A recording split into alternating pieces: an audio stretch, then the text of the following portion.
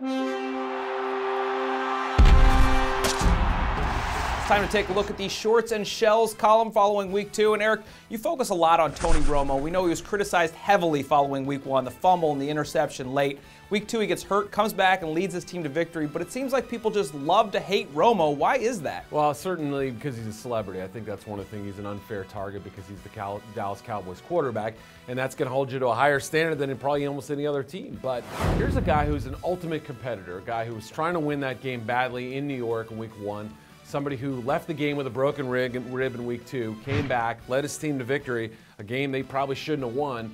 And yet I don't think he's going to receive the proper level of credit in week 2 that he did criticism in week 1. Is it all, do you think it goes back to like the Jessica Simpson stuff and he went down to Mexico and all these things that happened away from the field that people kind of look at that and think, oh, forget about the stuff he does on the field? Yeah, I mean, people can only come up with a handful of occasions where he's actually blown games late in contests and things like that. It really, I think, has more to do with maybe some jealousy for the lifestyle of being a great golfer, a scratch golfer, you know, for dating supermodels and things like that. So I think there is a level of jealousy, and really, you know, his level of celebrity is way out of whack from what he's accomplished on the field. That said, I think he's a great football player and a guy who gives his team a chance to win every week. You almost forget that he was like, you know, he went to Eastern Illinois. He wasn't a highly sought-after player. You know, wasn't expected to be a star, and now he's this big celebrity. People hate him for it. Speaking of celebrities, entertainers, and icons, a section of your article.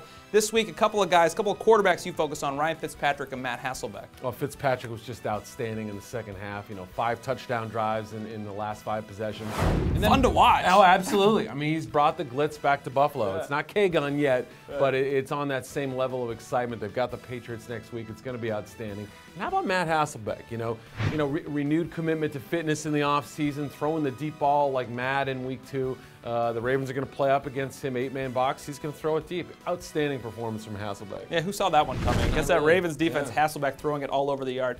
Finally, your takeaways section, 10 takeaways of the week. We're focusing on one, Josh Freeman, another fourth-quarter comeback, but is that reason for worry? Well, that's what he's become known for. You know, 8 fourth-quarter comebacks and 27 starts. It's a tremendous number, but he's got to play better in the first 3 quarters of games. We've seen that now 2 weeks in a row, where the first 3 quarters really kind of listless. It almost seems out of the game. It's almost like he has to look up, see the clock, and say, oh yeah, I've got to make something happen right now.